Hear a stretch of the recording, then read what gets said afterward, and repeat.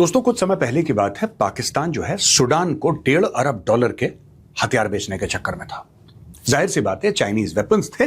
पाकिस्तान खुद कोई खास वेपन्स बनाता नहीं है।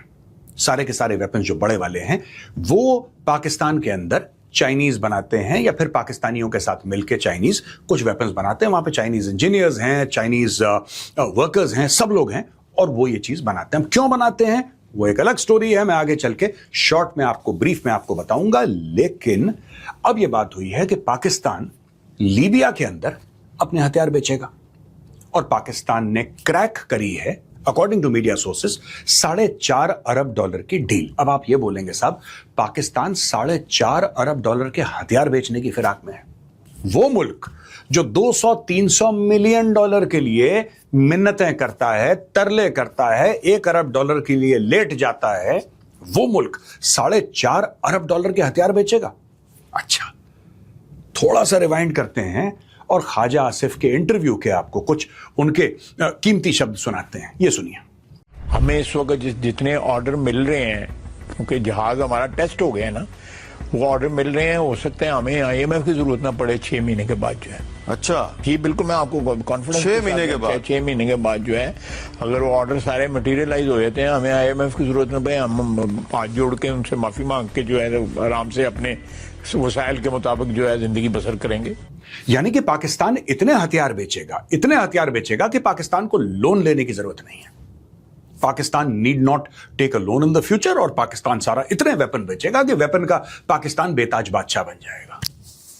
इसके पीछे की क्या कहानी है दोस्तों, मैं आपको बताता हूं। इसमें 3 मुख्य तौर पे कहानियां हैं। पहली कहानी यह है कि जहां चाइना सामने नहीं आता वहां पाकिस्तान दलाली करता है चाइनीज हथियारों की। अब these people say, the Pakistanis say we're making weapons, we're making this. आपने कोई भी लो टेक से लो टेक, आपने कोई पाकिस्तानी इक्विपमेंट देखी है? लो टेक से लो टेक मैं कहता हूं, माइक्रोवेव ओवन ले लीजिए या कुछ भी ले लीजिए, आपने कभी देखा है किसी पाकिस्तानी को बनाते हुए? कोई पाकिस्तानी ब्रांड आपने सुना है कि ये पाकिस्तानी ब्रांड है, ये वॉशिंग मशीन बना रहा है, ये पाकिस्तानी ब्रांड है, ये बच्चों के खेलने के लिए भालू बना रहा है, टेडी बेयर बना रहा है? आपने सुना है कभी ऐसा? क्योंकि ऐसा कोई ब्रांड है नहीं। There is no sir, Pakistanis make almost nothing. कुछ जांगिए बनियान तौलिए बना लिए, इससे ज्यादा पाकिस्तानी बनाने की सलाहियत नहीं रखते। लेकिन यहां पे पाकिस्तानी 4.5 जनरेशन का एक हवाई जहाज बेचने की बात कर रहे हैं। तो दोस्तों एज यूजुअल पीछे खड़ा है चीन। ये चाइना के लिए दलाली कर रहे हैं, चाइना के लिए मार्केटिंग कर रहे हैं और बीच में ये अपना कमीशन खा लेंगे। ठीक है, अब दोस्तों जरा लीबिया की बात करते हैं। आपको पता है कि colonel Muammar Gaddafi, he was the ruler of Libya. वो बेताज बादशाह था लीबिया का और उसका एक बड़ा डार्क पास्ट रहा है।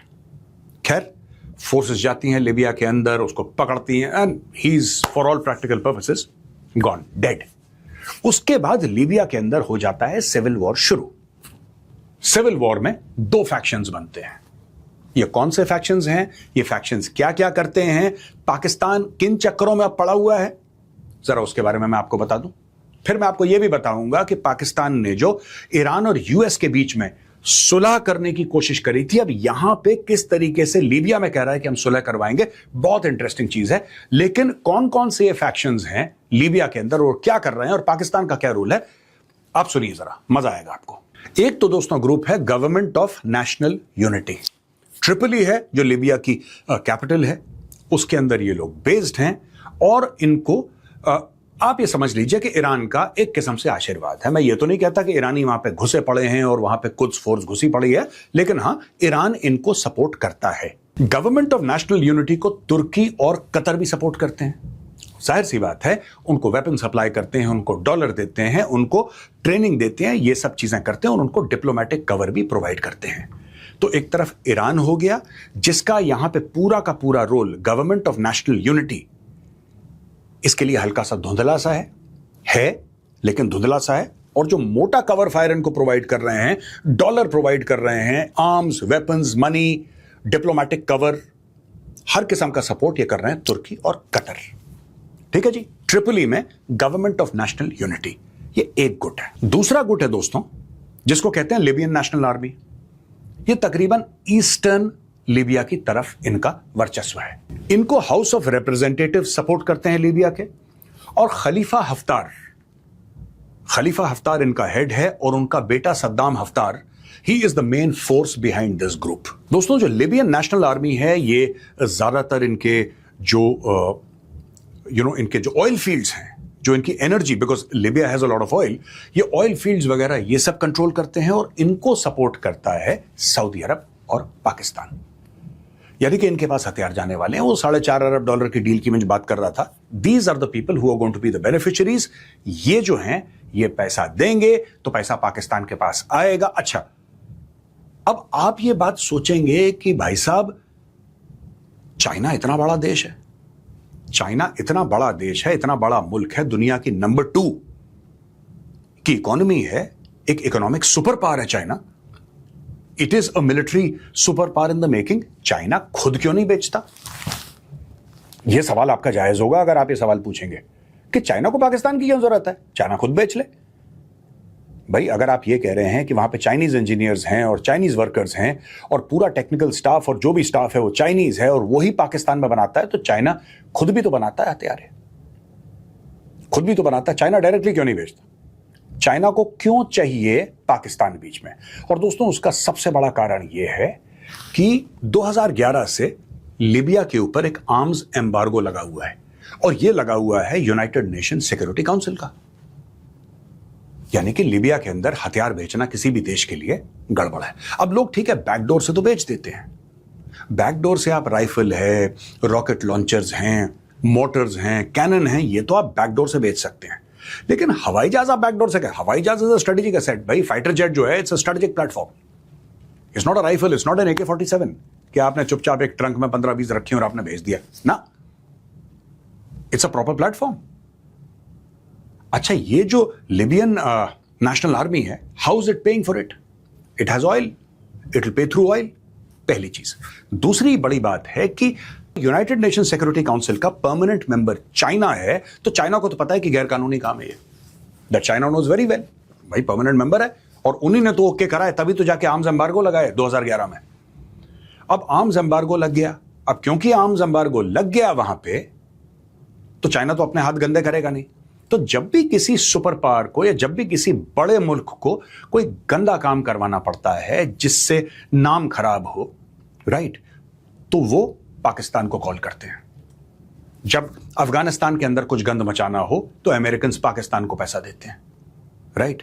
किसी टेरर ग्रुप को कहीं से अटैक करवाना हो किसी बड़े पावर को, तो लोग पाकिस्तान को कॉल करते हैं। इसी तरीके से यूनाइटेड नेशन सिक्योरिटी काउंसिल का आर्म्स एम्बार्गो, उसको वायलेट करना और हथियार भेजना, तो सब हमें क्या पता, हमने तो पाकिस्तान को टेक्नोलॉजी दे दी है और पाकिस्तान खुद बना रहा है और खुद बेच रहा है, हमारा इस पर कंट्रोल तो है नहीं। अब आप पाकिस्तान से बात कर लीजिए।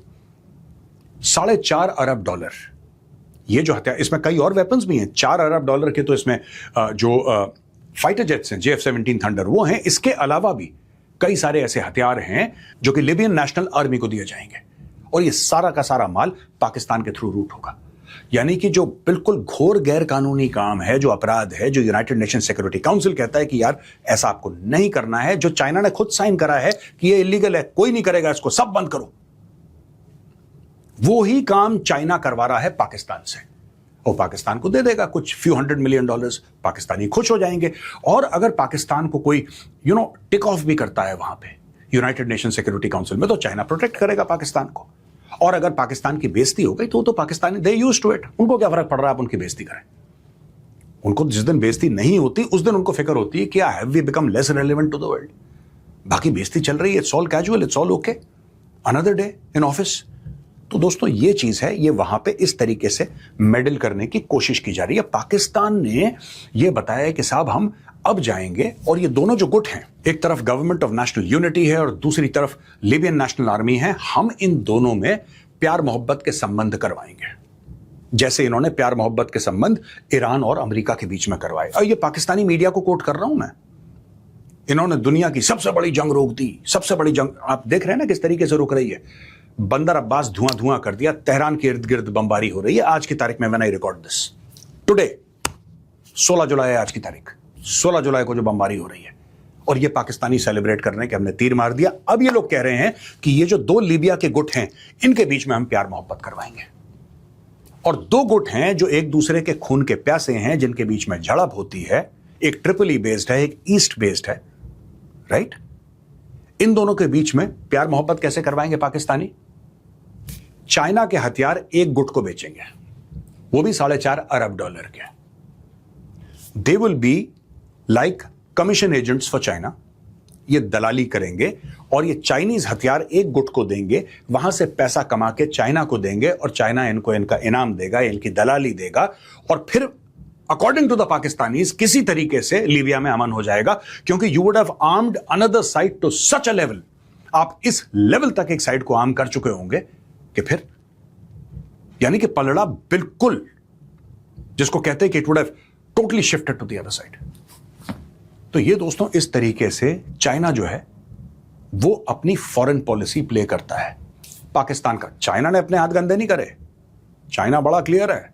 चाइना कहता है we are a big nation, we have a nation, we have a civilisation, we have a history, we are rich, economic super power है, मिलिट्री सुपर पावर 10-15 साल में बन जाएगा चाइना, उससे भी कम में। चाइना कहता है हम ये घटिया काम थोड़ा ना करेंगे $4.5 अरब के लिए। अगर घटिया काम करवाना है तो कॉल आसिम मुनीर, वो करेगा घटिया काम, पैसे वैसे दे देंगे कुछ।